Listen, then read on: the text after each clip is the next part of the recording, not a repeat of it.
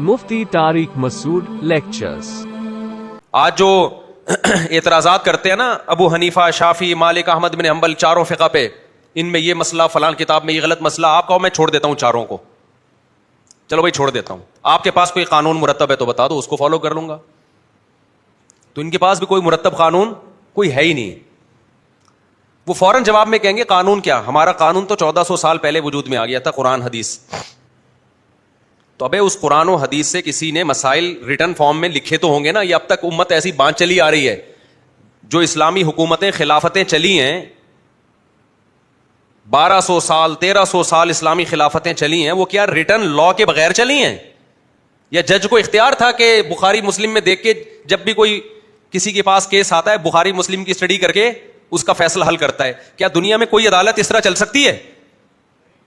ہمیشہ ریٹن میں ایک چیز ہوتی ہے بھائی، قرآن و حدیث میں غور و فکر کر کے ایک لا ریٹن فارم میں آ گیا۔ آپ جج کو دیکھو نا، جیسے ہی وکلا اور ججز آپس میں بحث کرتے ہیں تو جج فوراً، وکیل کیا کہتا ہے، فلاں کتاب قانون کی فلاں کتاب میں فلاں شے کہی ہے، تو وہ متن پڑھتا ہے۔ جج کے پاس اتنا ٹائم نہیں ہوتا، نہ سپریم کورٹ کے پاس کہ وہ ہر مسئلے میں نئے سرے سے تحقیقات کر رہے ہوں۔ تو جب قرآن و سنت دنیا میں آیا، اس کے بعد جب اسلامی حکومتیں پھیلنا شروع ہوئی ہیں، تو اس دور کے فقہاء نے، محدثین نے مل جل کے قرآن اور سنت سے جو مسائل تھے نا لا، اس کو ریٹن فارم میں لکھ لیا۔ سمجھتے ہو کہ نہیں سمجھتے؟ عوام کے لیے ایک چیز ریٹن فارم میں آ گئی۔ اب آپ نے وضو کے مسائل دیکھنے ہیں، اس پہ آپ کو کتابیں ملیں گی، نماز کے مسائل دیکھنے ہیں، اس پہ آپ کو کتابیں ملیں گی، وراثت کے مسائل دیکھنے، اس پہ آپ کو کتابیں ملیں گی۔ تو یہ چاروں ائمہ نے یہ کام کیا، ان کا قانون مرتب ہو کے ہمارے سامنے آ گیا، ان میں بہت سی چیزوں میں اتفاق ہو گیا، کچھ چیزوں میں اختلاف ہو گیا، لیکن ریٹن میں ایک چیز آ گئی، اور ایسی ریٹن میں آئی ہے کہ صدیوں لوگ اس کو فالو کرتے رہے ہیں، صدیوں تک۔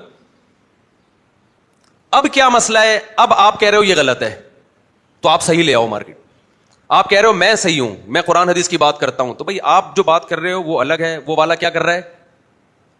وہ قرآن حدیث کی بات کر رہا ہے، وہ کیا ہے؟ وہ الگ ہے، وہ والا کر رہا ہے الگ ہے۔ تو آپ مل جل کے قرآن حدیث کی روشنی میں اتفاق رائے سے ایک لا مرتب کیوں نہیں کر لیتے؟ اس کا جواب یہ ہوگا اب یہ پاسبل نہیں ہے، اتفاق ہوگا ہی نہیں۔ میں اہل حدیثوں کے خلاف نہیں ہوں، ان میں جو معتدل اہل حدیث ہیں وہ معتدل ہیں، وہ ان کے میں خلاف نہیں ہوں، لیکن ایک میرا بڑا اہم سوال ہے اہل حدیث حضرات سے۔ آپ نے ٹیلی ویژن میں دیکھا ہوگا، دو تین مختلف مکاتب فکر کے لوگ بیٹھتے ہیں، اہل حدیث ہمیشہ ایک ہی بیٹھتے ہیں، دو نہیں بیٹھیں گے کبھی۔ کیوں؟ 2-4 مسائل کے علاوہ ان کا ہر مسئلے میں دوسرے سے کیا ہوگا؟ اختلاف ہوگا۔ کوئی ایک اہل حدیث عالم ایسا نہیں ہے جو اہل حدیث مکتبہ فکر کا نمائندہ ہو، آپ دیکھ لیں، کوئی ایک بھی نہیں ہے، کیونکہ وہ جو رائے پیش کریں گے نا، دوسرے اہل حدیث کی رائے قرآن و سنت کی روشنی میں اس کے خلاف، تیسرے کی اس کے خلاف، چوتھے کی اس کے خلاف۔ ابھی کچھ دن پہلے کے اہل حدیث عالم آئے تھے، مجھے بھی بڑی عزت دیتے ہیں، میں بھی ان کو بڑی عزت دیتا ہوں۔ میں نے ان سے کہا، میں نے کہا دیکھیں 4 مکاتب فکر ہے نا، قرآن و سنت کی روشنی میں 4 قانون کے متن ہیں جو مرتب ہو گئے اور صدیوں سے اس پہ لوگ چلتے آ رہے ہیں، ہمیں اس پہ اصرار نہیں ہے کہ لوگ ان 4 کو فالو کریں، ہم کہتے ہیں 5واں بھی ہو جائے تو کوئی حرج نہیں ہے وہ بھی قرآن و حدیث سے ہی ہوگا نا۔ تو آپ ایک 5واں فقہ مرتب کریں، آپ سمجھنے کہ نہیں سمجھ، تاکہ ہمیں پتا ہو کہ یہ اہل حدیث مکتبہ فکر ہے اور یہ ان کی مخصوص کتابیں ہیں اور یہ ان کا لا ہے، تاکہ ہم کہیں بھائی جو ان 4 پہ نہیں چلنا چاہتا چلو وہ اہل حدیث بن جائے، لیکن وہ پھر اس پہ چلے نا۔ جب وہ اہل حدیث بنتا ہے تو ادھر اہل حدیث کچھ اور، وہ والے اہل حدیث کچھ اور، وہ والے اہل حدیث کچھ اور، نتیجہ کیا نکلتا ہے؟ وہ ایک شخص کی تقلید پہ آ جاتا ہے، اس سے امت تباہ ہو جائے گی۔ ہر شخص جب اپنے فلاں، وہ فلاں کو کا مقلد ہے، وہ فلاں کا مقلد ہے، وہ فلاں کا مقلد ہے، وہ فلاں کا مقلد ہے، تو یہ امت سمٹنے کے بجائے سمٹے گی یا مزید بکھرے گی؟ یہ تو سمٹنے کے بجائے مزید بکھرتی چلی جائے گی۔ صرف طلاق کے مسائل میں ہی اہل حدیثوں کے اتنے سارے اقوال ہیں۔ بعض اہل حدیث کے نزدیک 1 3 طلاقیں ایک ہوتی ہیں، ہمارے یہاں جس نے طلاق دی وہ ان اہل حدیثوں سے جا کے فتویٰ لے کر آتا ہے جو 1 3 کو کیا کہتے ہیں؟ ایک کہتے ہیں، حالانکہ سارے اہل حدیث ایک نہیں کہتے۔ بعض اہل حدیث کہتے ہیں 1 3 کتنی ہوتی ہیں؟ 3 ہوتی ہیں۔ اب جو اہل حدیث 3 طلاقیں دے گا وہ اس اہل حدیث کو فالو نہیں کرے گا جو 3 کو 3 کہہ رہا ہے۔ حنفیوں میں پوری روئے زمین میں جہاں بھی جائیں گے 3 کتنی ہوں گی؟ حنفی کے پاس بھاگنے کا راستہ نہیں ہے، شافعی کے پاس بھاگنے کا راستہ نہیں ہے، مالکی کے پاس بھاگنے کا راستہ نہیں ہے، حنبلی کے پاس بھاگنے کا راستہ نہیں ہے۔ اہل حدیثوں کے پاس بھاگنے کا بہت راستہ ہے. وہ 3 کو 3 کہہ رہا ہے, چلو وہاں سے چلے جاؤ. وہ 3 کو کتنی کہے گا؟ بولو, 1 کہے گا. اور اگر آپ یہ چاہتے ہو کہ آپ کی 3 ایک بھی نہ ہو, آپ کو اس پہ افسوس ہو رہا ہے کہ میں نے اکٹھی 3 دی 1 کیوں ہوئی, وہ 1 بھی نہ ہو, تو اہل حدیثوں میں ایسے لوگ بھی ہیں جو کہیں گے کہ آپ نے چونکہ بیوی سے ہم بستری کرنے کے بعد طلاق دی ہے لہذا 1 بھی نہیں ہوئی ہے کیونکہ یہ ناجائز طلاق ہے. ایسے لوگ بھی ہیں. یقین نہ آئے تو میں آپ کو حوالہ دکھا دوں گا, میرے پاس کتاب پڑھی ہوئی ہے, بہت بڑے اہل حدیث کے عالم ہیں. انہوں نے کہا اگر کسی نے بیوی سے, اچھا دوسری طلاق میں وہ کہتے ہیں کہ اگر پہلی آپ نے دی اور رجوع نہیں کیا اور اگلے مہینے میں دوسری دے دی تو دوسری نہیں ہوگی, پہلے سے رجوع کرنا پڑے گا پھر دوسری ہوگی. یہ بھی اہل حدیث کا مذہب ہے. اور بعض کہتے ہیں نہیں, اگر پہلی سے رجوع نہیں کیا اگلے طہر میں دوسری دی ہے تو دوسری ہو جائے گی. آپ نے حالت حیض میں طلاق دی, چاروں امام اتفاق کرتے ہیں ہو گئی طلاق. لیکن اہل حدیث میں کچھ کہتے ہیں حالت حیض میں 3 دے دی تو 1 بھی نہیں ہوگی, بعض کہتے ہیں 3 دے دی تو 1 ہوگی. تو بیسیوں, اور سب کے قرآن و حدیث کی روشنی میں فتویٰ دے رہے ہیں سب. سمجھ میں آ رہی ہے بات کہ نہیں آ رہی ہے؟ تو یہ لا کیسے چلے گا بھائی, یہ ملک کا قانون کیسے بنے گا؟ تو میں پھر بتا دوں, مجھے اہل حدیثوں سے کوئی نفرت نہیں ہے, دوسروں سے 1000 گنا بہتر ہے. وہ بدعتوں کا ارتکاب نہیں کرتے, عقائد میں صحیح ہوتے ہیں. لیکن آپ اگر ایک چیز کی طرف لوگوں کو دعوت دے رہے ہیں تو آپ کے بڑے بڑے علماء مل کے ایک متن مرتب کریں اور بولیں یہ 5واں فقہ ہے. اگر آپ کہیں ہمارا کوئی فقہ شکا نہیں ہے, ہم قرآن حدیث کو مانتے ہیں, تو اس کا مطلب بزبان حال آپ یہ کہہ رہے ہو کہ ابو حنیفہ شافعی وہ تورات انجیل کو مانتے تھے, وہ قرآن حدیث کو نہیں مانتے تھے. تو انہوں نے جیسے ایک فقہ مرتب کیا ہے اس پہ لوگ چل رہے ہیں, صدیوں سے چل رہے ہیں. حکومتیں, فقہ حنبلی تو سعودی عرب کا آفیشیل قانون ہے. سعودی عرب نے کیوں ججوں کو اجازت نہیں دیتی کہ قرآن حدیث کی روشنی میں فیصلہ کرو؟ سعودی عرب کو پتا تھا 2 دن بھی کنٹری چل نہیں سکے گا, اس لیے کہ ایک کیس اس عدالت میں جائے گا, جج قرآن حدیث سے غور کرے گا, اجتہاد کرے گا, وہ رزلٹ کچھ اور آئے گا. ادھر عدالت میں جائے گا, اس کا اجتہاد, اور جج اگر دیانتدار نہیں ہے تو وہ جان کر خیانت کرے گا قرآن حدیث میں. وہ والی حدیثیں پیش کرے گا جو اس کے مطلب کی ہیں, جو اس کے اگینسٹ جا رہی ہیں وہ والی نہیں پیش کرے گا. جیسے کہ آج کل مناظروں میں ہوتا ہے, مناظروں میں آپ دیکھو دوسرے کو نیچا دکھانے کے لیے اپنے مطلب کی دلیل تو پیش کی جاتی ہے, سامنے والے کی دلیل کو لوگ پی جاتے ہیں. یہ کام ججز کرنا شروع کر دیں گے. تو دنیا میں کوئی قانون جو لا مرتب نہ ہو, جو باقاعدہ ریٹن فارم میں نہ ہو, جج اس کے پابند نہ ہو, تو وہ لا ریاست میں نہیں چل سکتا, انسانی زندگی میں بھی نہیں چل سکتا. وہ آپ کہہ سکتے ہو صحابہ کے دور میں کیسے چلا, اس وقت اسلام دنیا میں پھیلا نہیں تھا اور تقویٰ بہت زیادہ غالب تھا. ہر صحابی کی کوشش ہوتی تھی حق تک پہنچوں میں, پھر بھی بڑے اختلافات ہوئے ہیں. لیکن ائمہ مجتہدین نے آہستہ آہستہ ان اختلافات کو کیا کر دیا, بحث مباحثہ کر کے سمیٹ کے کم کر دیا. اب اس کم کو مزید نہ پھیلایا جائے, اب اس کو مزید نہ پھیلایا جائے. تو اگر اہل حدیث حضرات یہ کام کرتے ہیں کہ بھئی ایک مرتب فقہ لے آتے ہیں, تو ہم کہیں گے چلو 15ویں صدی میں ایک قانون مرتب ہو رہا ہے, لیکن ہم پھر بھی اس کو ہمارا ظرف اتنا بڑا ہے, پھر بھی کیا کر لیں گے, ہم اس پہ اصرار نہیں کریں گے کہ آپ حنفی یا شافعی بنو. ہم کہیں گے چلو یار کوئی اگر اہل حدیث فقہ کو فالو کرنا چاہتا ہے تو اس کو فالو کر لے, لیکن کوئی مرتب ہے ہی نہیں. میں نے ایک اہل حدیث عالم ہے, بڑے میری دوستی ہے ان سے, میں نے ان سے پوچھا آپ اپنے مدارس میں کیا پڑھاتے ہو جب اسلامی قانون پڑھاتے ہو؟ دیکھو قرآن بھی پڑھا دیا, حدیث بھی پڑھا دی, لیکن جب ایک مرتب قانون آپ پڑھاتے ہو بچوں کو, مسائل سیکھیں وہ, تو کون سی کتاب پڑھاتے ہو آپ؟ انہوں نے کہا قدوری جو فقہ حنفی کی کتاب ہے, اور ہدایہ پڑھاتے ہیں جو فقہ حنفی کی کتاب ہے. میں نے کہا وہ کیوں پڑھا رہے ہو آپ بھائی؟ تو انہوں نے کہا ہم تنقیدی نظر سے پڑھاتے ہیں. ہم کس طرح پڑھاتے ہیں؟ تنقیدی, یعنی قدوری کی ایک عبارت پڑھی, اس میں جو عیب تھا جو ان کی رائے میں کہ بھئی یہ قرآن و حدیث کے خلاف ہے تو بتا دیا یہ خلاف ہے. میں نے کہا جب آپ طلبہ کو ایک متن پڑھا رہے ہو, قانون پڑھا رہے ہو, وہ قانون ہی تنقیدی سے ہی شروع ہو رہا ہے, تو ساری زندگی اس کا کام کیڑے نکالنے کے علاوہ کچھ بھی نہیں ہوگا. دنیا میں کہیں بھی ایسا نہیں ہوتا کہ آپ کا اپنا کوئی سلیبس نہ ہو اور آپ اپنے مخالف کا سلیبس نصاب میں تنقیدی نظر سے پڑھانا شروع کر دو. یہ دنیا میں کہیں دیکھا آپ نے؟ میڈیکل سائنس کی وہ کتابیں پڑھائی جا رہی ہیں, فرض کریں ایک میڈیکل یونیورسٹی میں میڈیکل سائنس کی کتاب پڑھائی جا رہی ہے. کون سی کتاب پڑھائی جا رہی ہے؟ وہ کتاب جس سے آپ متفق نہیں ہیں. ٹھیک ہے نا. اب آپ ڈاکٹروں سے پوچھ رہے ہیں, کہ پروفیسر سے پوچھ رہے ہیں سر یہ کتاب کو تو آپ مانتے ہی نہیں ہو, آپ یہ کیوں پڑھا رہے ہو ہمیں؟ تو وہ جواب میں کہیں تنقیدی نظر سے پڑھا رہا ہوں. تو آپ کہیں گے سر آپ پہلے وہ کتاب پڑھائیں جس پہ آپ کو تنقید نہ ہو, جس کو آپ صحیح سمجھتے ہو, پھر اس میں درمیان میں آپ تنقید کرتے رہیں کہ بھئی یہ اصل تو یہ ہے لیکن فلاں کتاب میں غلط لکھا ہوا ہے. میں سمجھا پا رہا ہوں اپنی بات؟ تو ہمارے اہل حدیث حضرات کو بھی چاہیے, اور میں دل سے کہہ رہا ہوں, میں اوپر سے نہیں کہہ رہا, کہ آپ ایک فقہ مرتب کریں. ہم نے جہاں 4 کے قائل ہوئے ہیں, ہم 5ویں کے بھی کیا ہو جائیں گے؟ قائل ہو جائیں گے, کہ چلو یار یہ بھی جو اس کو فالو کرتا ہے ہمیں اس پہ بھی کوئی اعتراض نہیں ہے. لیکن آپ یہ ٹھیکیدار بنو کہ ہم ہی ٹھیک ہیں باقی سارے کیا ہیں غلط ہیں. ابو حنیفہ کو قرآن حدیث نہیں کو فالو کیا تھا, انہوں نے پتہ نہیں کیا فالو کیا تھا. یہ ایک بات دنیا مانے گی نہیں, اس لیے کہ 1400 سال سے تو اسی پہ عمل کرتے آ رہے ہیں لوگ. دنیا میں کہیں بھی جاؤ آپ کو یا حنفی ملیں گے یا شافعی ملیں گے یا مالکی ملیں گے یا حنبلی ملیں گے, پانچویں کوئی چیز مارکیٹ میں نہیں ملے گی آپ کو. اور امت کبھی بھی گمراہی پہ جمع نہیں ہو سکتی. تو آپ قرآن حدیث کی روشنی میں ایک فقہ مرتب کریں. ہاں میں نے ان کو یہ بتایا کہ آپ قدوری ہدایہ نہ پڑھائیں, آپ اپنی ایک متن کی کتاب لکھیں اور اناؤنسمنٹ کریں کہ آج سے تمام دنیا بھر کے اہل حدیث جتنے بھی ہیں پوری دنیا میں, ان کا متن یہ ہے جس پہ تمام اہل حدیث کیا ہو گئے ہیں, متفق ہو گئے ہیں. ان کے دستخطوں ہوتا پتہ ہے کیا ہے, مثال کے طور پر آپ نے کتاب لکھ لی, دوسرے اہل حدیث اس کو مان نہیں رہے ہیں لیکن آپ نے اناؤنس کر دیا, تو یہ بھی غلط ہے نا, یہ بھی غلط ہے. آپ نے کتاب لکھی, تمام جو بڑے بڑے اہل حدیث ہیں ان کا اتفاق ہو گیا کہ اب یہ کتاب کیا ہے, ہمارے متن کا حصہ ہے, اور یہ اسلامی لا ہے جو ہم نے قرآن حدیث کی ہمیں ان چاروں فقہ پہ اعتماد نہیں تھا, یا جو ان کی صحیح باتیں ہمیں لگی ہم نے وہ لے کے ایک نیا نصاب مرتب کر دیا اور یہ ایک فقہ ہے, اب اس پہ آ جاؤ آپ لوگ. تو ہم کہیں گے ٹھیک ہے بھائی, یہ بھی قرآن حدیث کی روشنی میں مرتب ہوا, یہ بھی قرآن حدیث کی روشنی میں, اب آپ کی مرضی. جس آپ مجتہدین کو فالو کرتے ہو یا وہ نصاب جو 15ویں صدی میں مرتب ہو رہا ہے اس پہ آپ کو زیادہ اعتماد ہے, یا آپ جانو اور کون جانے, اللہ جانے. ہمیں اس پہ اعتراض, کیونکہ بیسک چیزیں تو سب کی ایک جیسی ہیں. اہل حدیث بھی تمام صحابہ کو مانتے ہیں, ہم بھی تمام صحابہ کو مانتے ہیں. اہل حدیث بھی تقدیر کے عقیدے کے قائل ہیں, ہم بھی کس کے قائل ہیں. منہ سے پھوٹنے میں کوئی گورنمنٹ پابندی, میرا خیال سوری غلط لفظ, منہ سے بولنے پر گورنمنٹ کوئی پابندی نہیں لگائی, اہل حدیثوں کے بھی نہیں لگائی, ہمارے بھی نہیں لگائی, تو اب آپ لوگ بھی بول لو نا.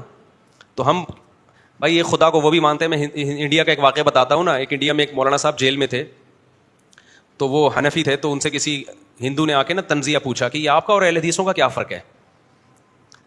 اب وہ بیوقوف ہوتے تو کہتے ہیں اہل حدیث یوں کرتے ہیں, ہم یوں کرتے ہیں. تو کہتا ہے تم لوگ تو خود آپس میں اتنا لڑ رہے ہو. تو انہوں نے بڑا زبردست جواب دیا. وہ ہندو یہی چاہتا تھا کہ ان پھٹا سامنے لایا جائے نا. تو انہوں نے کہا کہ دیکھو وہ تھوڑا بہت اختلاف ہے, وہ رفع الدین کرتے ہیں, ہم نہیں کرتے, لیکن ایک وہ بھی خدا کو مانتے ہیں, ہزاروں کے ہم بھی قائل نہیں ہیں. یعنی اس بیسک چیز میں ہمارا ان سے کیا ہے, اتفاق. اصل تو مسئلہ یہ رفع الدین نہیں ہے, اصل تو یہ کہ تم جو ہزاروں خداؤں کو تم نے بھگوان بنایا ہوا ہے, خدا بنایا ہوا ہے, اتنے بیوقوف وہ بھی نہیں ہے کہ ایک خدا کو چھوڑ کر ہزاروں کو, اور ہم بھی اتنے بیوقوف نہیں ہیں. تو اصل آؤ اس ٹاپک پہ آؤ. تو ہندو چلا گیا.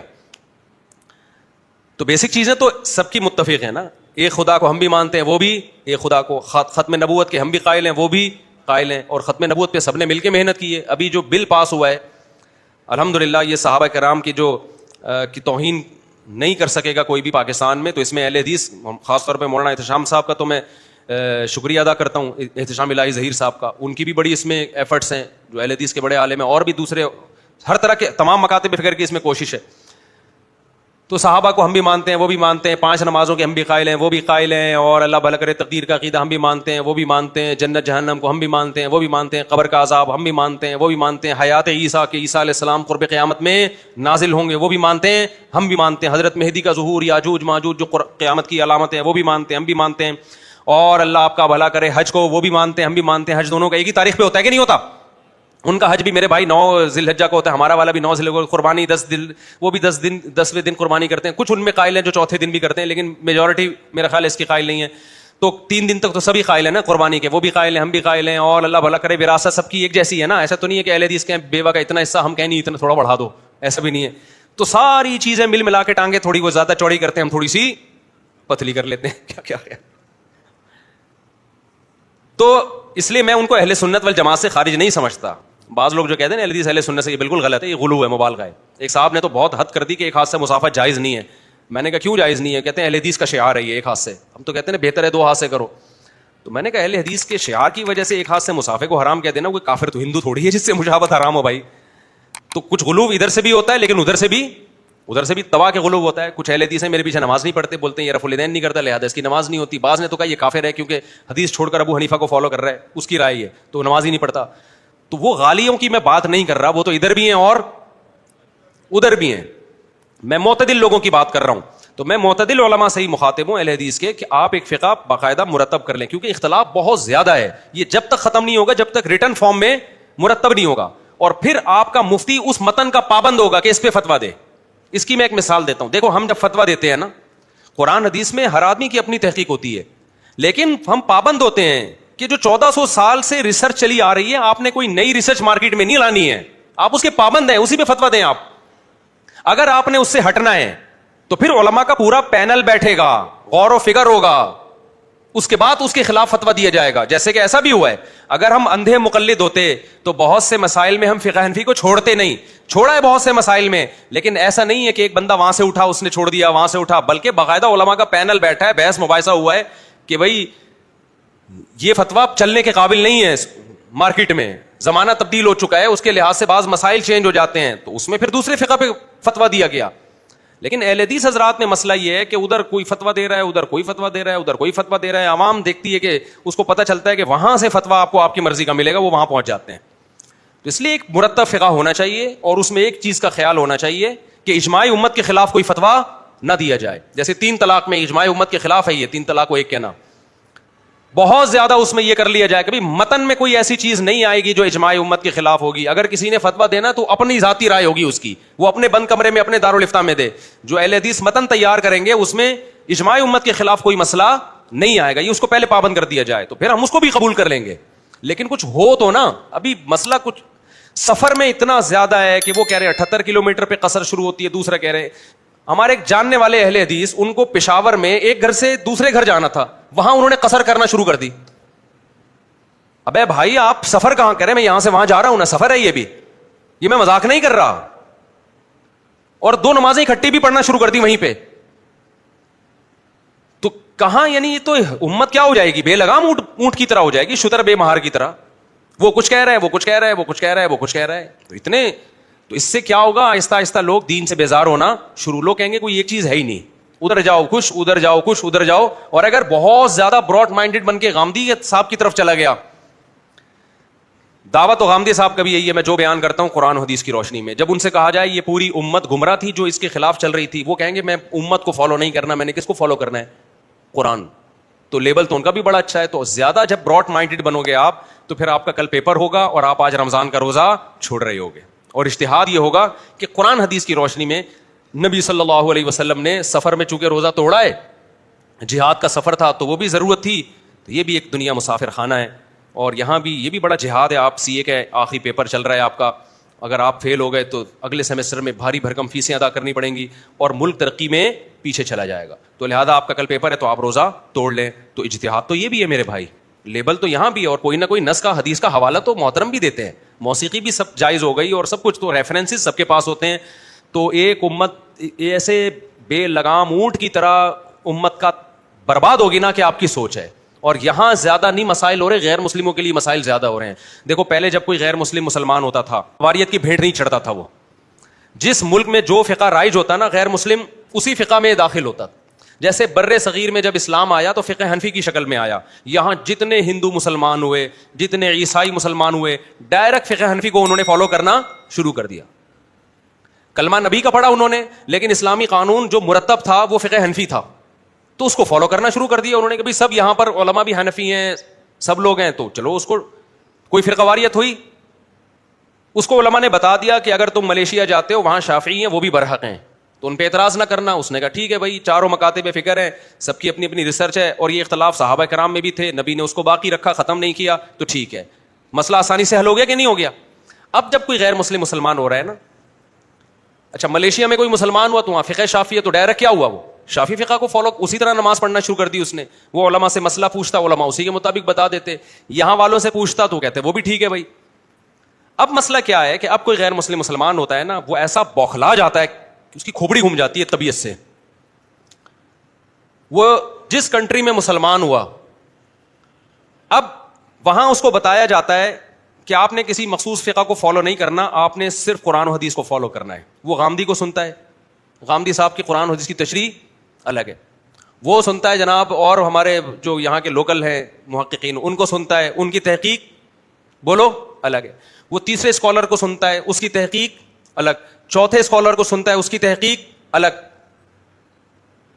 تو پھر جب وہ اسلامی لا کی طرف آتا ہے, اسلامی لا کی طرف آتا ہے نا کہ ماضی میں کس لا کو فالو کرتے رہے ہیں, تو اس کو 4 ہی لا ملتے ہیں, حنفی, شافعی, مالکی, حنبلی, جو یونیورسٹی میں پڑھائے جاتے رہے. اس کے خلاف وہ 20 تقریریں یوٹیوب پہ پڑی ہوئی ہیں. تو پاگل ہوگا کہ نہیں ہوگا وہ. ایک مولانا سے کسی نے پوچھا ساؤتھ افریقہ میں کہ یہاں جب غیر مسلم مسلمان ہوتا ہے, انٹرنیٹ پہ یہ فتویٰ پڑا ہوا ہے, افریقہ میں, ساؤتھ افریقہ نہیں افریقہ میں, تو اس نے کہا یہاں سارے مالکی فقہ کو فالو کرتے ہیں, تو جب ایک غیر مسلم مسلمان ہوتا ہے تو کیا وہ فقہ مالکی کو ڈائریکٹ فالو کر سکتا ہے؟ اب وہ چونکہ وہی اس ٹائپ کے مولانا تھے جو متجدد ٹائپ کے، انہوں نے کہا نہیں، اس پر لازم ہے کہ وہ قرآن حدیث سے تحقیق کرے کہ کس کا مسئلہ ٹھیک ہے، کس کا مسئلہ غلط ہے.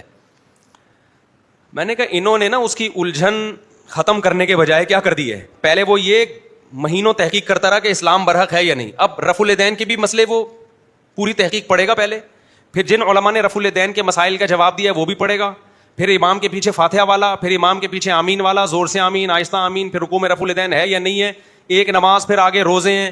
یہ تو چھوٹے چھوٹے مسائل ہیں، اور بڑے بڑے مسائل میں تقدیر کا عقیدہ ہے. ایسے اسکالرز ہیں جو تقدیر کے منکر ہیں. تو وہ تو آپ سیدھا سیدھا کہہ دیتے بھائی امت گمراہی پہ جمع نہیں ہو سکتی. جو چاروں فقہ صدیوں سے چلے آ رہے ہیں، اہل سنت والجماعت انہی کو فالو کرتی آ رہی ہے. آپ جس ملک میں پیدا ہوئے یا جس ملک میں آپ اسلام لا رہے ہیں، وہاں چونکہ سارے علماء فقہ مالکیہ کو فالو کر رہے ہیں، تو ان علماء میں جو برحق ہیں آپ ان کو فالو کریں. یہ آسان جواب تھا. آپ نے اس کو الجھن ختم کرنے کے بجائے کس میں ڈال دیا؟ مزید الجھن میں ڈال دیا. بعض دفعہ جب مفتی کو جواب نہیں آتا نا تو سوال پوچھنے والے کے کوئی سوال میں الجھا دیتا ہے، وہ تو دیکھنے میں لگتا ہے کہ یہ مسئلہ حل کر رہا ہے، حالانکہ مسئلہ حل نہیں کر رہا ہوتا، وہ مسئلہ اس کے لیے بڑھا رہا ہوتا ہے. ایک مثال دیتا ہوں میں. ایک گاؤں میں ایک مفتی صاحب گئے، ان کو آتا باتا کچھ نہیں تھا، وہ مفتی تھے نہیں، پڑھا بڑا تھا نہیں انہوں نے. اب لوگ مسائل پوچھنے کے لیے آتے ہیں، ان کو جواب نہیں آتا. تو انہوں نے کیا کیا کہ اپنے استاد سے مشورہ کیا کہ حضور میں نے تو مدرسے میں بنٹے کھیلتا رہا ہوں، مجھے آتا واتا تو کچھ ہے نہیں، اب لوگ مسائل پوچھنے کے لیے آتے ہیں تو میں کیا کروں؟ تو انہوں نے کہا کہ بھائی دیکھو سائل کو الجھا دو. اب دیکھو جو افریقہ سے جس سائل نے سوال پوچھا تھا نا کہ غیر مسلم مسلمان ہو رہا ہے تو وہ کنفیوز ہے، تو اس نے تو یہی کنفیوژن تو پیش کی تھی کہ صحیح کون ہے غلط کون ہے. اس کی تو اس کو قرآن حدیث ہی سے لگ رہا تھا، کبھی یہ وہ صحیح لگ رہا ہے، کبھی اس کی تو کنفیوژن یہی تھی، اور آپ نے اسی کنفیوژن پہ اور اسٹیمپ لگا دی کہ یہی کرنا ہے تم نے. تو کنفیوژن ختم ہوئی یا بڑھ گئی اس کی؟ اس کا حل یہ تھا بھائی امت گمراہی پہ جمع نہیں ہو سکتی. یہ چاروں اہل سنت والجماعت کے مکاتب فکر ہیں، اور یہ چاروں مجتہدین ایسے ہیں، ابو حنیفہ، مالک، شافعی، احمد، حنبل، ان کو پوری امت مانتی ہے، مخالف بھی ان کو مانتا ہے، اور ان کا فقہ حکومتوں میں چلا ہے، ہزار ہزار سال حکومتوں کا لا رہا ہی ہے. تو امت اتنی بڑی گمراہی پہ جمع نہیں ہو سکتی. تو آپ نے کیا کیا، بجائے اس کا مسئلہ حل کرنے کے اس کو اور زیادہ کنفیوژن میں ڈال دیا. تو اس کی میں ایک گاؤں کی مثال دے رہا تھا. ایک مولانا صاحب علم نہیں تھا ان کے پاس، وہ گاؤں دیہات میں گئے، تو اب کوئی بندہ مسئلہ پوچھنے کے لیے آ رہا ہے، نماز میں ایسا ہوگا کہ نہیں ہوگا، وہ ہر چیز میں شک. ایک بندہ آیا کہ چوہا گر گیا کنویں میں، تو کتنے ڈول پانی کے نکالنے ہیں؟ تو انہوں نے کہا جی اس کی پہلے تحقیق کرو کہ گر کے مرا ہے یا مر کے گرا ہے. ہر ایک کا حکم کیا ہے؟ جدا جدا. جب تک یہ تحقیق نہیں ہوگی تو مسئلہ حل نہیں ہوگا. اب وہ بیچارہ کہاں سے تحقیق کرے گا؟ مر کے گرہ کے گر کے مرا. تو اس کی کنفیوژن ختم ہونے کے بجائے بڑھ گئی کہ نہیں بڑھ گئی؟ آپ اس کو بتا دیتے مر کے گراؤ یا گر کے مراؤ، میرے بھائی گر کے مراؤ تو اول تو کوئی حکم میں فرق نہیں، لیکن فرق ہوتا بھی، احتیاطاً اتنے ڈول نکال دو. ہمارے پاس جب مسائل آتے ہیں نا، لوگ سوال پوچھتے ہیں، بہت ساری شقیں ایسی ہوتی ہیں جو قابل تنقیح ہوتی ہیں. تنقیح کا مطلب اس کو سمجھنا ہوتا ہے.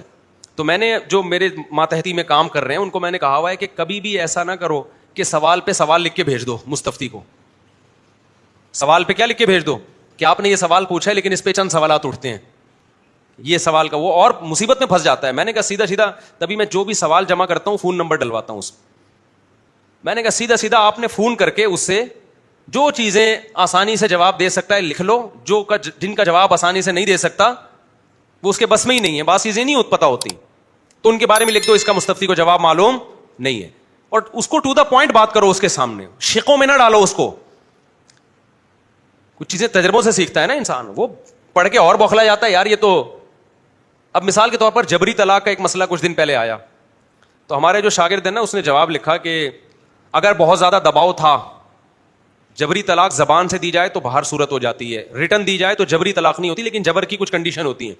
اگر بہت زیادہ دباؤ تھا تو طلاق ہو گئی ہے، بہت زیادہ دباؤ نہیں تھا تو طلاق نہیں ہوئی. میں نے کہا اس کے پاس کوئی ترازو رکھا ہوا ہے جس میں وہ دباؤ کو ناپے گا بیٹھ کے، اتنے کلو دباؤ تھا تو ہو گئی ہے، اتنے کلو دباؤ نہیں تھا تو نہیں ہوئی ہے.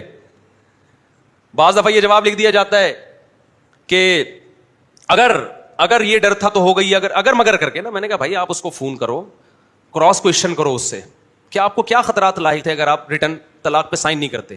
آپ اس کو یہ نہ بتاؤ کہ ہم جواب لکھنے کے لیے پوچھ رہے ہیں, آپ اس کو بلا لو یہاں پہ, اس سے پوچھو. اگر آپ کو لگے یہ جھوٹ بول رہا ہے, اس کی بیوی کو بھی بلواؤ, تاکہ اگر جھوٹ بول رہا ہے وہیں پکڑ لے اس کو. بسا اوقات ہم یہاں فیملی کو بلاتے ہیں طلاق کے مسائل میں, اس سے پوری تحقیق کرتے ہیں, اس سے اندازہ لگاتے ہیں کہ اس کو دباؤ تھا یا نہیں تھا تو کتنا تھا. تو پھر جواب یہ لکھا جاتا ہے کہ چونکہ سائل کو اتنا دباؤ تھا اور اس کو جان کا خوف تھا, اور واقعی ہم نے جو تحقیق کی اس سے لگتا ہے کہ واقعی اس کو خوف تھا, لہذا طلاق واقع نہیں ہوئی. اور بعض دفعہ یہ ہوتا ہے کہ سائل پھینک رہا ہے, اس کو کوئی دباؤ نہیں تھا, بس بہو کیا کسی نے اور اس نے سائن کر دی, اس کو کہہ رہا ہے دباؤ تھا. صحیح ہے, یہ بھی اس کو بھی لوگ دباؤ سمجھتے ہیں.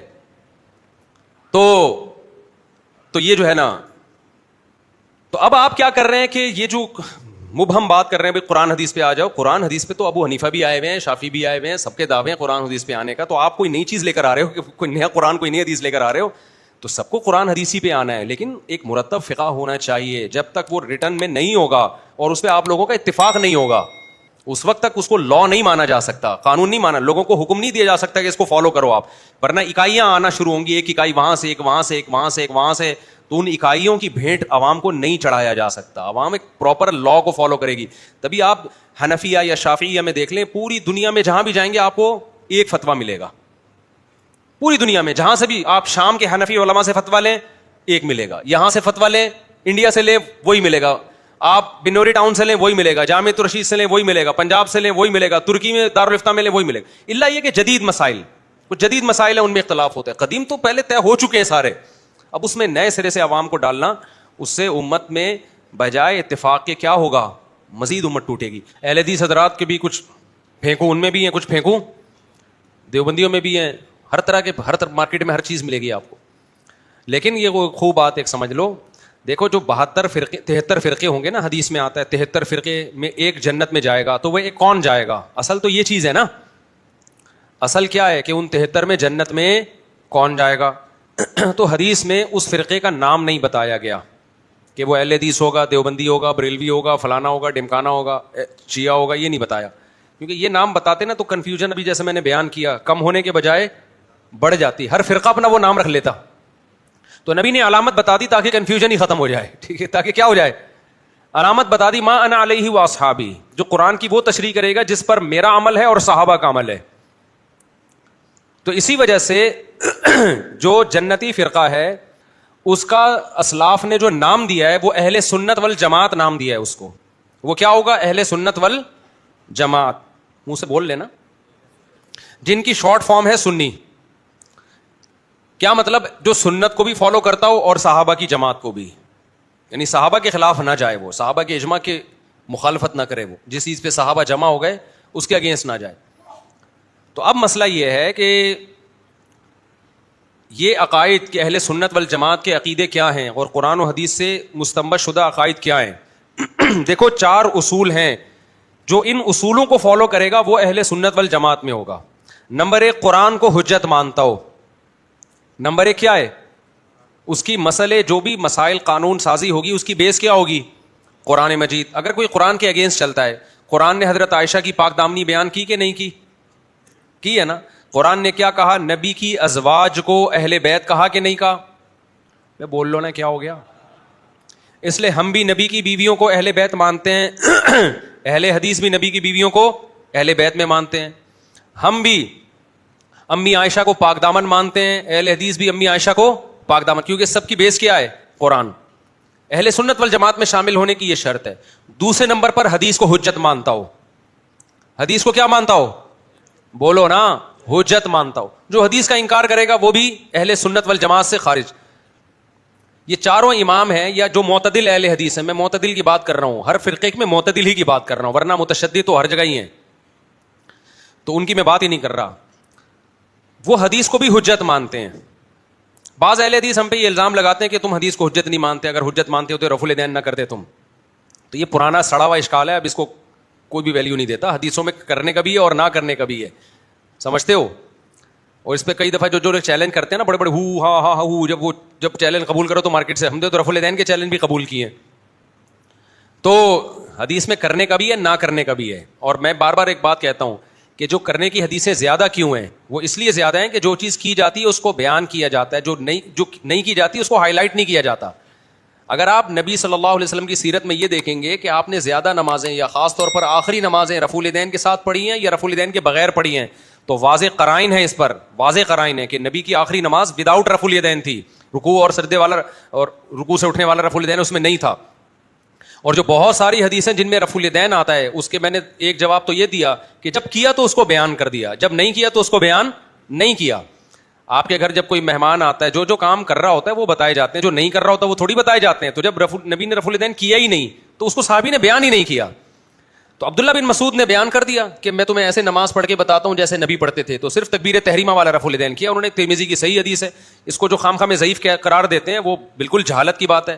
امام ترمذی نے جس حدیث کو ضعیف قرار دیا وہ یہ والی نہیں ہے, وہ اس سے پہلے والی ہے. تو ان بیچاروں کو یہ نہیں پتا ہوتا کہ ادھر والی کو کر رہے ہیں کہ ادھر والی کو کر رہے ہیں, کیونکہ انہوں نے اردو ترجمے پڑھے ہوتے ہیں, عربی کا تو ان کو ویسے ہی نہیں پتا ہوتا. امام ترمذی نے عبداللہ بن مبارک کے حوالے سے نقل کیا کہ عبداللہ بن مبارک اس حدیث کو ضعیف قرار دیتے تھے. تو یہ والی کو نہیں قرار دیتے تھے, اس سے پہلے والی کو قرار دیتے تھے. اس کا میں کئی دفعہ بیان کر چکا ہوں. تبھی امام ترمذی نے رفع الیدین نہ کرنے والی حدیث جب بیان کی ہے تو اس کے بعد بتایا کہ وَبِهِ يَقُولُ غَيْرُ وَاحِدٍ مِّنْ أَهْلِ الْعِلْمِ مِنْ أَصْحَابِ النَّبِيِّ صلی اللہ علیہ وسلم. جب رفع الیدین کرنے کی حدیث ذکر کی تو فرمایا وَبِهِ يَقُولُ بَعْضُ أَهْلِ الْعِلْمِ مِنْ أَصْحَابِ النَّبِيِّ. یہی بعض صحابہ کا مذہب ہے اور جو اہل علم تھے. اور جب رفع الیدین نہ کرنے کی حدیث ذکر کی ہے تو امام ترمذی کہتے ہیں یہ بہت سارے صحابہ کا مذہب ہے, اہل علم میں. اور امام ترمذی کی پوزیشن بتا دوں, یہ امام بخاری کے شاگرد ہیں, تو یہ بخاری ہم سے زیادہ سمجھتے ہوں گے. تو امام ترمذی تو رفع الیدین کے معاملے میں جو امام بخاری کے شاگرد ہیں, جن کے براہ راست روحانی باپ تھے امام بخاری, تو وہ تو اتنے اعتدال سے کام لے رہے ہیں. وہ کہہ رہے ہیں کہ یہ بھی بہت سارے صحابہ کا مذہب ہے. تو ان صحابہ نے نبی کو دیکھ کے یہ مذہب اختیار کیا ہوگا نا. کیا خیال ہے بھائی؟ تو اس لیے یہ جو اہل حدیثوں کا الزام ہے نا کہ یہ رفع الیدین یہ جو کرتے ہیں نہیں کرتے تو یہ حدیثوں کے منکر ہیں, یہ آپ کی اپنی مینٹل لیول ہے, اس کے حساب سے آپ فتویٰ لگا رہے ہو. جب آپ تحقیق کی دنیا میں جاؤ گے نیوٹرل ہو کے تو آپ کو پتا چلے گا کہ احناف کا موقف اس بارے میں کمزور نہیں ہے. خیر, تو یہ تو میں صرف یہ بتانے کے لیے کہ ہر ایک کی دلیل کیا ہے, حجت کس کو ہم مانتے ہیں, قرآن کو, اس کے بعد حدیث کو. لیکن بہت سے فرقے ایسے ہیں جو بہت ساری حدیثوں کا انکار کر دیتے ہیں. وہ حدیث کو حجت, وہ ان کا ایک مخصوص نظریہ ہے. تیسرے نمبر پہ اجماع ہے. دلیل کیا ہے؟ اجماع امت.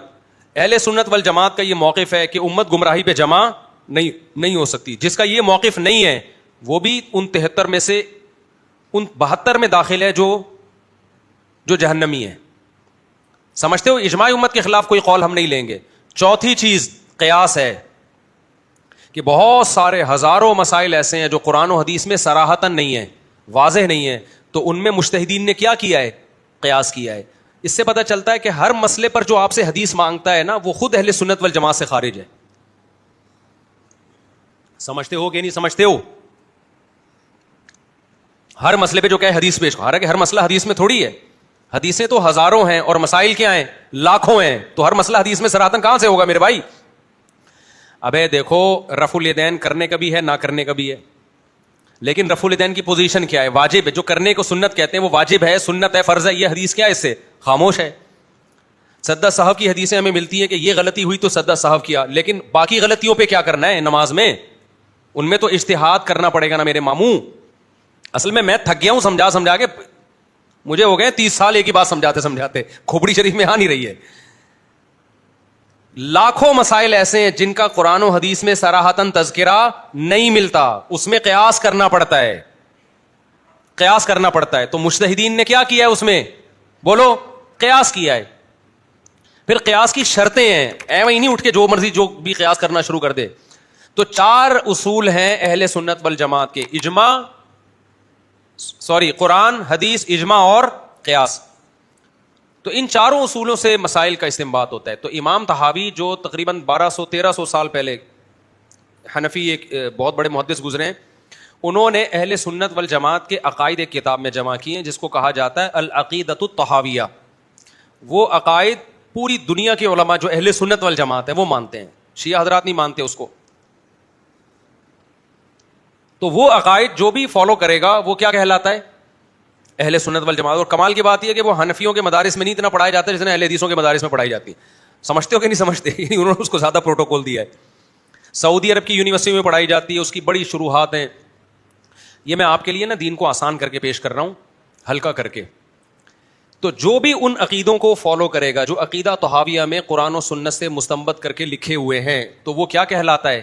اہل سنت والجماعت. اور ہمارا یہ رائے ہے, ہماری یہ تحقیق ہے کہ وہ ان جنتی فرقے میں شامل ہے جس کے بارے میں نبی نے فرمایا کہ 72 جہنمی اور ایک منہ سے پھوٹنے پہ گورنمنٹ نے پابندی تو نہیں لگائی, وہ ایک کیا ہوگا؟ جنتی ہوگا. اس کے عقائد کیا ہیں؟ تمام صحابہ, کسی صحابی کے خلاف زبان درازی نہیں کرنی, تقدیر کا عقیدہ اور آخرت کا عقیدہ اور ختم نبوت کا عقیدہ, یہ ساری چیزیں ملا کے اس میں, ٹھیک ہے نا. اب بات سمجھو, اہل حدیث میں جو معتدل ہیں وہ بھی اسی کو مانتے ہیں, جو احناف میں معتدل ہیں وہ بھی اسی کو مانتے ہیں. باقی بعد میں جو اختلافات ہوئے نا, جیسے المحند المفند ہے عقیدوں کی کتاب, اہل حدیث کہتے ہیں ہم اس کو نہیں, بہت سے اہل حدیث کہتے ہیں ہم اس کو نہیں مانتے, بہت سے کہتے ہیں ہم اس کو مانتے ہیں, بڑا اختلاف چل رہا ہے کہ یہ متنازع عقیدے ہیں وغیرہ وغیرہ. اس کی پوزیشن سمجھ لو المحند المفند کی, کیونکہ ہمارے یہاں بھی بعض لوگوں نے اس کو بہت غلو کیا ہے. دیکھو قرآن و سنت میں کچھ عقیدے ایسے ہوتے ہیں جن میں اختلاف کی گنجائش نہیں ہوتی. اگر آپ اس میں اختلاف کرو گے تو آپ ان 72 میں داخل ہو جاؤ گے جو کون سے ہیں؟ جہنمی. لیکن کچھ عقیدے ایسے ہیں جو قرآن و سنت نے واضح طور پہ بیان نہیں کیے. ہر عقیدہ بھی بنیادی نہیں ہوتا, کچھ عقیدے بنیادی ہوتے ہیں, کچھ کیا ہوتے ہیں اس میں آپ کی رائے ہے, آپ یہ رکھ بھی سکتے ہیں اور نہیں بھی رکھ سکتے. تو المحنت علی المفند کے کچھ عقیدے ایسے ہیں جو اتفاقی ہیں, ان سے کوئی اختلاف کرے گا تو گمراہ ہوگا. کچھ عقیدے ایسے ہیں جو علماء دیوبند نے دوسری جگہ وضاحت کی, ہماری رائے ہے, اس سے کوئی اختلاف بھی کر سکتا ہے. اور وہ بھی جو علماء دیوبند کی رائے ہے تو اس میں وہ اکیلے نہیں ہیں, وہ بھی 1200 سال پہلے بھی علماء کی رائے تھی, اس کے صدیوں سے چلی آ رہی ہے. ان کے بارے میں یہ کہنا کہ یہ علماء دیوبند نے گڑھ لیا ہے, یہ جھوٹ ہے بہت بڑا, گڑھے ہوئے نہیں ہے, وہ صدیوں سے چلے آ رہے ہیں. ہم جو گئے تھے نا سمجھانے کے لیے المحند المفند کے بارے میں, وہ یہی سمجھانے کے لیے گئے تھے کہ جو آپ الزام لگا رہے ہو نا کہ علماء دیوبند نے گڑھے ہیں, یہ الزام جھوٹا ہے. یہ تو بڑے بڑے محدثین کے عقیدے جو المحند المفند میں لکھے ہوئے ہیں, لیکن پھر بھی ان میں ہر عقیدہ ایسا نہیں ہے جس سے آپ کو اختلاف نہیں کر سکے. علماء نے لکھا ہے مثال کے طور پر نبی کی جسد سے جو مٹی چھوتی ہے وہ عرش سے افضل ہے.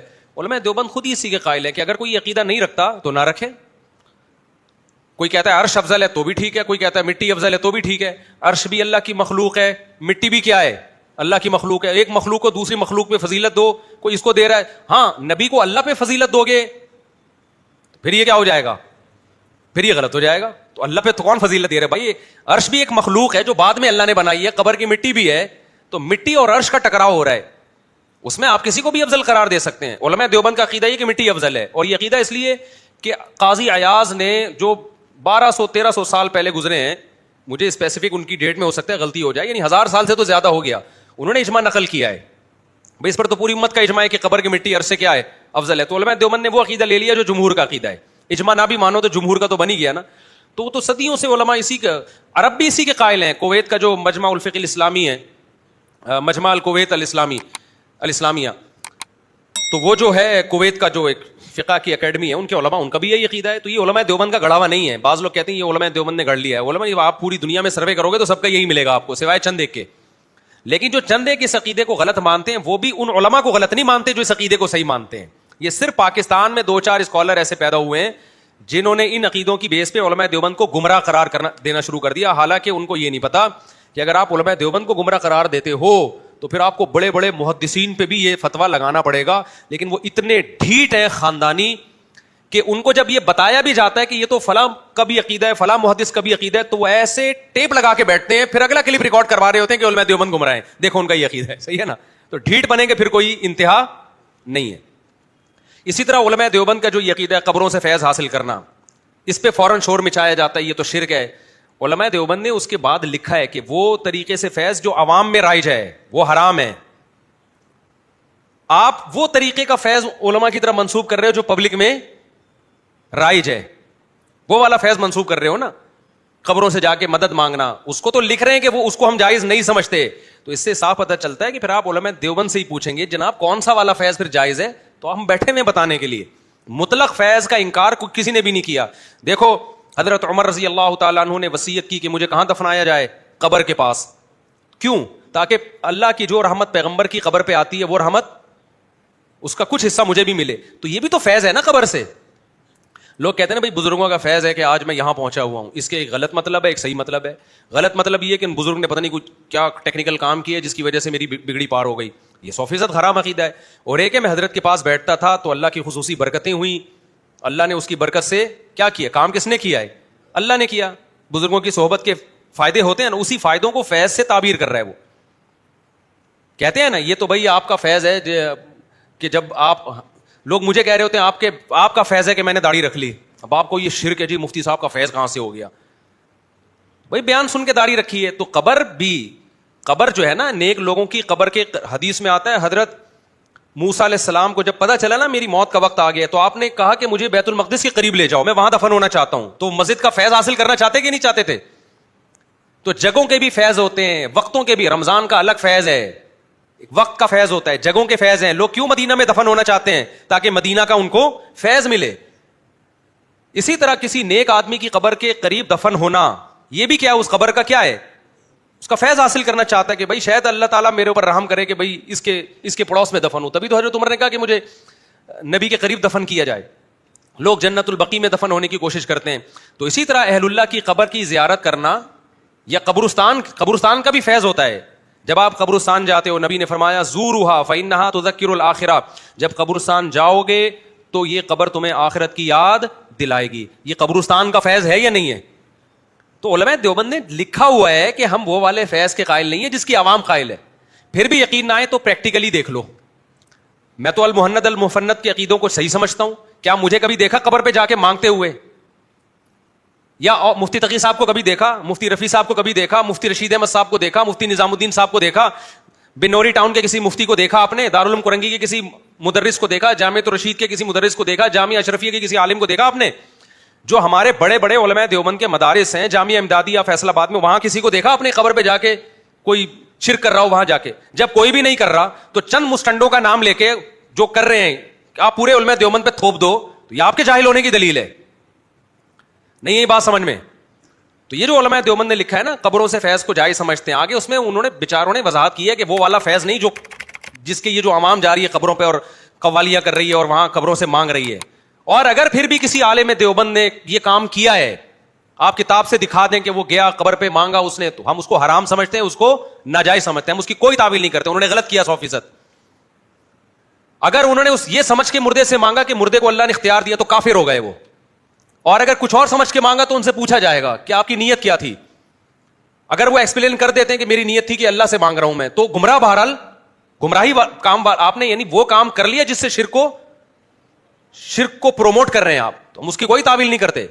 تبھی علماء دیوبند آج بھی آپ کے سامنے ہیں. علماء دیوبند نے قبر پرستی کو بند کیا ہے. ہندوستان اور پاکستان میں جہاں قبر پرستی نہیں ہے وہ علماء دیوبند کا آپ کو وہاں پہ اثر نظر آئے گا. جہاں علماء دیوبند کی گرفت ڈھیلی ہے وہاں آپ کو ٹھیک ٹھاک مزار نظر آئیں گے. تو جو بیچارے قبر پرستی کے خلاف تھے, جن کی اپنی قبریں ایک بالش سے اونچی نہیں ہوتی, آؤ ہندوستان میں آپ مولانا شریف تھانوی کی قبر دیکھو جا کے, اور جتنے ہمارے بزرگ ہیں کسی کی قبر ایک بالش سے اونچی نظر نہیں آئے گی, کسی کی قبر پہ دھمال نہیں ہو رہا, قوالیاں نہیں ہو رہی, لوگ مستنڈے بنے ہوئے بیٹھے نہیں ہیں وہاں پہ. سب کی قبریں سنت کے مطابق ہیں اور شریعت کے مطابق ہیں. لیکن آپ علماء دیوبند کے علاوہ کی قبروں پہ جا کے دیکھو تو آپ کو پتہ چلے گا. تو المحند المفند کا کوئی عقیدہ شرکیہ نہیں ہے. کچھ عقیدے تو ایسے ہیں جن کو ایکسپلین ہی غلط طریقے سے کیا جا رہا ہے, وہ اس طرح ہے نہیں جس طرح لکھے ہوئے اس میں. دوسری بات, اس میں جو المحند المفند میں یہ بھی لکھا ہوا ہے کہ ہم نبی صلی اللہ علیہ وسلم کی جو قبر والی حیات ہے اس کو دنیاوی حیات سمجھتے ہیں. برزخی ہے لیکن کیا ہے, دنیاوی ہے. تو آپ یہ مبہم عبارت ہے. آپ علماء دیوبند سے اس کا مطلب پوچھیں, حضرت یہ مبہم دنیاوی بھی ہے اور برزخی بھی مان رہے ہو, تو برزخی ہے تو دنیاوی نہیں ہوتی, دنیاوی ہے تو برزخی نہیں ہوتی. اب جو شر پسند لوگ ہیں انہوں نے کیا کیا, انہوں نے کہا دیکھو یہ دنیاوی حیات کے ساتھ قبر میں زندگی قائل ہے, تو یہ تو گمراہانہ عقیدہ ہے. جب آپ علماء دیوبند سے پوچھتے ہیں تو جتنے بھی بڑے بڑے علماء دیوبند ہیں, مفتی محمد شفیع صاحب رحمۃ اللہ علیہ اور جتنے ہمارے اکابر گزرے ہیں, وہ سب اس کو ایکسپلین کرتے ہیں کہ اصل میں برزخی ہے, دنیاوی سے تشبیہ دی گئی ہے, دنیاوی کی طرح ہے. جب طرح مان لیا, جب آپ کہتے ہو زید شیر کی طرح ہے, اس کا مطلب وہ شیر نہیں ہے. تشبیہ جبھی دی جاتی ہے جب آپ یہ مان لیتے ہو کہ وہ ہے نہیں. تو علماء دیوبند اس کے قائل ہیں نبی صلی اللہ علیہ وسلم برزخی حیات کے ساتھ زندہ ہیں, دنیاوی کی سے تشبیہ دی گئی ہے. اب تشبیہ جب بھی کسی کو کسی چیز سے دی جاتی ہے تو پوچھا جاتا ہے کہ آپ کس چیز میں تشبیہ دے رہے ہیں. جب تک اس کی ایکسپلینیشن سامنے نہ آئے آپ اس پہ فتویٰ نہیں لگاتے. مثال کے طور پر میں نے کہا زید شیر کی طرح ہے, آپ نے فوراً ایک یوٹیوب پہ کلپ بنایا, ابے انہوں نے کہہ دیا زید کی دم ہے. میں کہہ رہا ہوں میں نے تو نہیں کہا زید کی دم ہے, آپ کہہ رہے, آپ نے فوراً فتنہ کر دیا کہ آپ نے خود نہیں کہا زید شیر کی طرح ہے اور شیر کی دم ہوتی ہے, اس کا مطلب آپ زید کی بھی دم کے قائل ہو. پھر آپ نے کہا بے اس نے زید کی گستاخی کی ہے, اس نے زید کو کہا یہ درندہ ہے. یہ کیا ہے؟ درندہ ہے. یوٹیوب پہ آپ نے کلپ بنا بنا کے نا, اور آپ کے بے وقوف اور جاہل قسم کے فالوورز تھے, وہ بھی زندہ باد, اور وہ بھی آ گئے نا سارے, چونکہ ایک ہی جیسے لوگ, جب آپ گندگی کہیں ہوتی ہے تو سارا گند وہاں پر اکٹھا ہو جاتا ہے. تو میں کہہ رہا ہوں بھائی زید شیر کی طرح ہے, میرا عقیدہ ہے یہ, زید شیر کی طرح. ابے زید کو بھیڑیا کی طرح درندہ مان لیا اس نے, جیسے شیر چیر پھاڑ کرتا ہے زید بھی درندہ ہے. کوئی عقل مند اٹھا, اس نے کہا یار مفتی صاحب سے پوچھو کہ مفتی صاحب کا مطلب کیا ہے زید شیر کی طرح ہے. تو میں کہوں گا بھائی بہادری میں کس سے تشبیہ دی جا رہی ہے؟ شیر سے. آپ کہیں گے آپ نے تو کمال کر دیا, آپ نے تو زید کی عظمت کو اور زیادہ بڑھا دیا. تو تشبیہ وجہ شبہ دیکھی جاتی ہے کہ کس چیز میں تشبیہ دی جا رہی ہے. تو علماء دیوبند نے جو نبی صلی اللہ علیہ وسلم کی برزخی حیات کو دنیاوی حیات سے تشبیہ دی ہے, تو وہ تشبیہ ہے اس معنی میں کہ وہ بہت طاقتور ہے. اس طاقت اور پاور کو ایکسپلین کرنے کے لیے کس سے تشبیہ دی جا رہی ہے؟ کیونکہ قرآن نے کہا ہے کہ شہداء زندہ ہوتے ہیں. دیکھو ہر شخص کو قبر میں ایک خاص نوعیت کی زندگی ملتی ہے, یہ ہمیں قرآن و سنت سے پتہ چلتا ہے. حتیٰ کہ کافر کو بھی خاص نوعیت کی زندگی ملتی ہے, جس کی وجہ سے اس کو قبر کا عذاب اور ثواب محسوس ہوتا ہے. لیکن قرآن کہتا ہے شہداء زندہ ہیں. کافر کے لیے قرآن نے یہ لفظ استعمال بولو نا نہیں کیا. اس سے پتہ چلتا ہے کہ بھئی شہداء کو کچھ زیادہ پاورفل حیات ملتی ہے. کیا خیال ہے؟ نیک لوگوں کو یا عام مسلمانوں کو کافروں سے زیادہ پاورفل حیات, اور شہداء کو عام مسلمانوں سے زیادہ پاورفل حیات, اور پیغمبر کا درجہ شہداء سے کم ہے یا زیادہ ہے؟ تو اس سے پتہ چلتا ہے پیغمبروں کو اور بھی زیادہ پاورفل حیات ملتی ہے. تو اس کی طاقت اور قوت کو بیان کرنے کے لیے کہا کہ وہ کیا ہے, دنیاوی کی طرح ہے. تبھی ترجمے میں طرح لکھا ہوا ہے. یہ ہرگز مطلب نہیں ہے کہ عین دنیاوی ہے, کیونکہ علماء دیوبند کا عقیدہ ہے نبی صلی اللہ علیہ وسلم کی پر موت واقع ہوئی ہے, آپ کا جو ہے وہ آپ کی جو ازواج تھی انہوں نے عدت گزاری ہے, اس عدت کے دوران انہوں نے زینت اختیار نہیں کی ہے. آپ کی ازواج پر آپ کے بعد نکاح کو حرام قرار دیا گیا, اس لیے کہ آپ کی موت کو مانا گیا نا, انکا میتون وانہم میتون, اے نبی آپ نے بھی مرنا ہے, انہوں نے بھی مرنا ہے. اتنی ساری نصوص کا تو میں سمجھتا ہوں ٹماٹر والا انکار نہیں کر سکتا. علماء دیوبند کہاں سے انکار کریں گے؟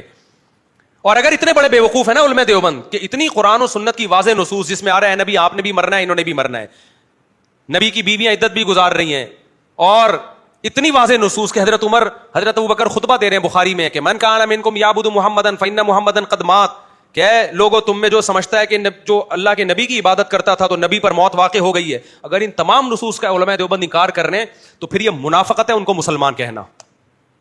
یہ کیا ہے؟ یہ منافقت. پھر آپ بولو یہ کافر ہیں, کیونکہ میں سمجھتا ہوں جو نبی صلی اللہ علیہ وسلم کی موت کا انکار کرے گا وہ اسلام سے خارج ہے, کیونکہ وہ قرآن کا بھی انکار کر رہا ہے, بخاری مسلم کی واضح حدیثوں کا بھی انکار کر رہا ہے. پھر آپ یہ ڈرامے بازی نہ کرو کہ ہم کسی کو کافر نہیں کہتے. کیوں نہیں کہتے بھائی؟ قادیانیوں کو آپ ختم نبوت کی وجہ سے کافر کہتے ہو, انہوں نے ایک آیت کا انکار کیا نا خاتم النبیین کا, تو علماء دیوبند تو پھر اتنی ساری آیتوں کے منکر ہے. اسی طرح جو لوگ یہ کہتے ہیں, یہ بہت ہمارے خلاف کے لیے بنے کہ مولانا تھانوی نے اپنے نام کا کلمہ پڑھایا ہے. میں کہتا ہوں اگر پڑھایا ہے تو پھر 2 نمبر ہی چھوڑ دو بھائی آپ, پھر وہ کافر ہیں. اگر مولانا اشرف علی تھانوی نے اپنے نام کا کلمہ پڑھایا ہے تو پھر وہ کیا ہیں بھائی؟ مرزا غلام احمد نے اپنے نام کا کلمہ پڑھایا تو وہ بھی, اس کے فالوورز بھی کیا ہو گئے؟ کافر ہو گئے نا. تو مولانا اشرف علی تھانوی نے اگر اشرف علی رسول اللہ پڑھوایا, ہم تو کہہ رہے ہیں نہیں پڑھوایا, جھوٹا الزام ہے, ہم نے تو اس کو ایکسپلین بھی کیا ہے, جھوٹ بول رہے ہیں یہ لوگ. اگر پڑھوایا ہے تو پھر مولانا تھانوی رحمۃ اللہ علیہ مسلمان نہیں تھے, اور اس کلمہ پڑھوانے کے باوجود بھی اگر میں مولانا تھانوی کو مسلمان مان رہا ہوں, اللہ کا ولی مان رہا ہوں, صرف مسلمان بھی نہیں, میں تو ولی اللہ مانتا ہوں, تو میں بھی کیا ہوں؟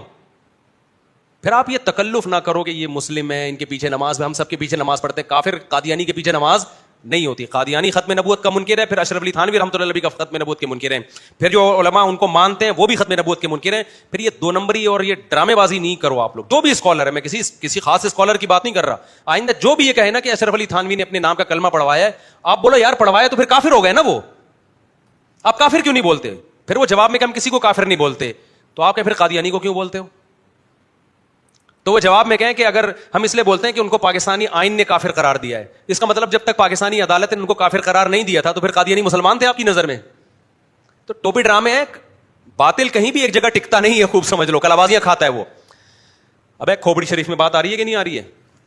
تو علماء دیوبند کے وہی عقائد ہیں جو اہل سنت والجماعت کے ہیں, اور بیسک عقائد ہمارے عقیدہ طحاویہ میں. تبھی المحند علی المفند ہمارے دینی مدرسوں میں نہیں پڑھائی جاتی, کیونکہ اس میں سارے عقیدے بیسک عقیدے نہیں ہیں.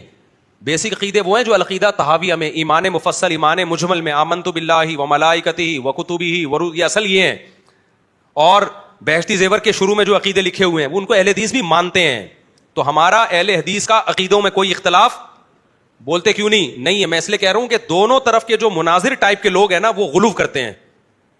اہل حدیثوں میں بھی بعض غالی ہیں جو علماء دیوبند کو اہل سنت سے خارج کرتے ہیں, ادھر بھی بعض غالی ہیں. لیکن حقیقت یہ ہے کہ نہ علماء دیوبند کے عقیدے اہل سنت والجماعت کے خلاف ہیں, وہی عقیدے ہیں جو صدیوں سے چلے آ رہے ہیں, جو قرآن و حدیث سے مزین ہیں. اور اہل حدیث کے بھی بیسک عقیدے کیا ہیں؟ وہی عقیدے ہیں. تو ان کا بنیادی عقیدوں میں کوئی اختلاف نہیں ہے. ہمارا اہل حدیث سے صرف یہ اختلاف ہے کہ آپ اپنے فقہ کو کیا کر لو بھائی, مدون کر لو. اب وہ کہتے ہیں ہم نہیں کرتے, تو پھر ہماری کتابیں مدرسوں میں پڑھانا چھوڑ دو. آپ کو اگر فقہ کے متن کی ضرورت نہیں ہے تو پھر قدوری کیوں پڑھا رہے ہو؟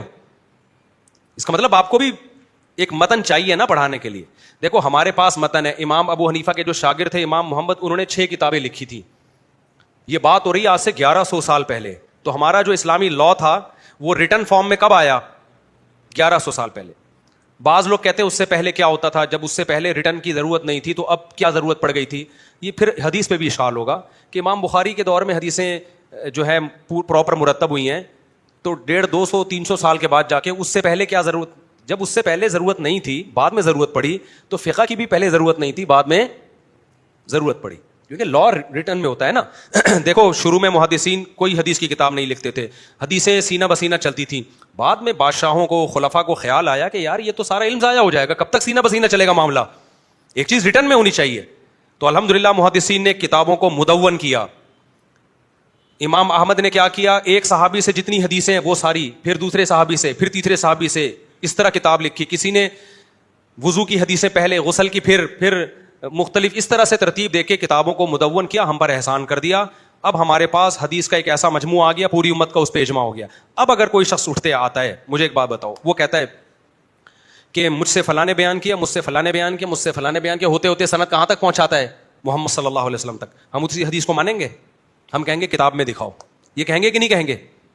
وہ کہ یہ کتابیں تو بہت بعد میں لکھی گئی ہیں, یہ تو کوئی 3 صدی ہجری میں, کوئی 4 صدی ہجری میں, اس سے پہلے کیا تھا, اس سے پہلے تو سند چلتی تھی, تو میں بھی کیا چلا رہا ہوں, سند چلا رہا ہوں, مجھ سے فلاں نے, مجھ سے فلاں نے. ہم کہیں گے ابے ہمارے پاس کوئی معیار ہی نہیں ہے پرکھنے کا کہ تو نے فلاں سے سنا بھی ہے کہ نہیں سنا, اس نے فلاں سے سنا بھی ہے کہ نہیں سنا. اس 2 نمبری کا دروازہ بند کرنے کے لیے محدثین نے کتابوں کو مرتب کر دیا کہ اب جو حدیث اس کتاب میں ہوگی وہ تو مانی جائے گی, اس سے ہٹ کے وہ چاہے کتنی مضبوط سند لے آؤ کوئی نہیں مانے گا, چاہے وہ علامہ اقبال کے واسطے سے ہوتے ہوئے, قائد اعظم کے واسطے سے ہوتے ہوئے بھی نبی تک پہنچ رہی ہوگی, ہم کہیں گے بھائی وہ اپنے پاس رکھو. تو اسی طرح اسلامی قانون وہ حدیثوں سے پہلے مدون کر لیا گیا تھا, کیونکہ حدیثیں تھیں, کتابیں نہیں تھیں, لیکن حدیثیں تو تھیں نا. تو اسلامی قانون جب مدون کر لیا گیا, اب کوئی مارکیٹ میں نیا مسئلہ لے کر آئے گا, ہم کہیں گے کتاب میں دکھا بھائی, وہ کہے گا میں نے قرآن و حدیث سے استدلال کیا ہے. تو اس کو یہی جواب دیا جائے گا کہ جیسے اب کوئی سند قیامت تک پیش کر دے نا نبی تک, اس کی کوئی اعتبار نہیں ہے, تو ایسے ہی کوئی مسئلہ مارکیٹ میں نیا لائے گا, اس کا کوئی اعتبار نہیں ہے, کیونکہ قرآن و سنت کی روشنی میں مسائل لکھ لیے گئے ہیں, انہی میں سے کسی ایک کو فالو کرنا پڑے گا. تو صرف قرآن و حدیث کا حوالہ کافی نہیں ہے, آپ کو کسی مجتہد فقیہ کا بھی حوالہ دینا پڑے گا کہ یہ قول کسی نے پہلے کیا بھی ہے کہ نہیں کیا, یا تو مارکیٹ میں نیا مسئلہ لے کر لا رہا ہے. جیسے غامدی صاحب جب کہیں گے کہ بھائی وہ نہیں ہے, رجم نہیں ہے شادی شدہ مرد اور عورت کے لیے, کیونکہ قرآن میں رجم کا تذکرہ نہیں ہے, تو ہم غامدی سے پوچھیں گے کہ یہ تو کسی فقیہ نے نہیں لکھا, بتاؤ کسی مجتہد نے لکھا ہو کہ رجم نہیں ہے, تو وہ کہے گا لکھا ہوا نہیں دکھا سکتا وہ. تو ہم کہیں گے بھائی نیا لایا ہے, مارکیٹ میں کیا لایا ہے, نئی چیز آئی ہے, ایکسیپٹیبل نہیں ہے. تو اسی طرح فقہ بھی مدون کر لیا گیا. امام ابو حنیفہ کے شاگرد تھے امام محمد, انہوں نے 6 کتابیں لکھیں جو فقہ حنفی کا متن ہے. انہی 6 کتابوں کی آگے شروحات ہوتے ہوتے ہمارے پاس ایک متن بھی ملے گا, ہمیں شروحات بھی ملیں گی, فتاوا بھی ملیں گے. اسی طرح فقہ شافعی میں بھی, مالکی میں بھی, حنبلی میں بھی. تو ہم اہل حدیث سے وہی سوال ہے کہ آپ بھی ایک لا کو مرتب کر لیں. اور اگر آپ کہتے ہیں ہمارا ہر مسئلہ ہم ڈائریکٹ قرآن حدیث سے نکالتے ہیں, تو پھر مدرسوں میں بھی نہ فقہ حنبلی پڑھائیں نہ فقہ حنفی پڑھائیں, آپ نہ تنقیدی نظر سے, آپ پھر ڈائریکٹ بخاری پڑھایا کریں اور اسی سے مسائل بتاتے رہا کریں. پھر متن کیوں پڑھا رہے ہو فقہ کا؟ اس کا مطلب آپ کو بھی ضرورت ہے, کوئی ریٹن چیز ہونی چاہیے جس میں سب مسائل ملیں. تو ان کے ریٹن مسائل ہیں, میں مانتا ہوں اہل حدیثوں کی کتابیں ہیں اس پہ, وضو پہ بھی مسائل, نماز پہ بھی, لیکن کوئی ایسا جامع نصاب نہیں ہے جس کو سب مانتے ہوں. حنفیوں میں ملے گا, شافیوں میں ملے گا, حنابلہ میں ملے گا, مالکیہ میں ملے گا. اہل حدیث میں اب تک 1400 سال گزر گئے نہیں ہے. تو اب لکھ لیں بھائی, ہم مان لیں گے. میں سچی مچی میں کہہ رہا ہوں مان لوں گا, میں اوپر سے نہیں کہہ رہا, کیونکہ جب ایک چیز ہے نسبت تو اس کی بھی قرآن و حدیث کی طرف ہے نا, تو چلو یار ہم مان لیں گے اس کو, بشرطے کہ اس میں اجماع امت کے خلاف کوئی مسئلہ نہ ہو. تو آپ اس کو ریٹن فارم میں لے آئیں. اس کا فائدہ کیا ہوگا؟ پھر یہ بعض اہل حدیث جو 2 نمبریاں کرتے ہیں اس سے رک جائیں گے. وہ 2 نمبریاں کیا کرتے ہیں؟ بس وہ بتا کے میں آتا ہوں مسائل کی طرف. وہ 2 نمبریاں یہ کرتے ہیں کہ جب 3 طلاقیں دیتے ہیں تو اہل حدیث سے فتویٰ لے کے 1 کر لیتے ہیں, لیکن جب کسی لڑکی سے شادی کرنی ہوتی ہے, اس کا ابا راضی نہیں ہوتا, تو پھر ولی کی اجازت کے بغیر اہل حدیث نکاح کو نہیں مانتے. اس میں وہ کس سے فتویٰ لیتے ہیں؟ حنفی سے فتویٰ لیتے ہیں. یہ 2 نمبریاں ہم نے اہل حدیثوں میں بھی دیکھی ہیں. اسی وجہ سے علماء کہتے ہیں کہ جب آپ ایک فقہ کو فالو کرو گے تو پراپر اسی کو فالو کرو گے آپ. اگر آپ حنفی ہو تو پراپر حنفی رہو گے آپ, شافی ہو تو پراپر شافی رہو گے آپ. پھر اگر اہل حدیث ہو تو پراپر اہل حدیث. تو وہ جب ہی ممکن ہے جب آپ کا ریٹن میں کوئی مسائل کا مجموعہ ہوگا جس کو سب مانتے ہوں گے. حنفیوں میں ہے, شافیوں میں, آپ میں نہیں ہے. تو آپ میں یہ ہے کہ وہ اس اہل حدیث عالم کو مانتا ہے, یوٹیوب پہ اس کو سنتا ہے, بس اسی کو سنتا ہے. دوسرا اس کو سنتا ہے, دوسرے کو نہیں سنتا. وہ اس کو سنتا ہے, تیسرے کو نہیں سنتا. یہ تو امت اکائیاں میں بڑھ جائے گی نا. یہ غلط ہے. سمجھتے ہو گیا نہیں سمجھتے؟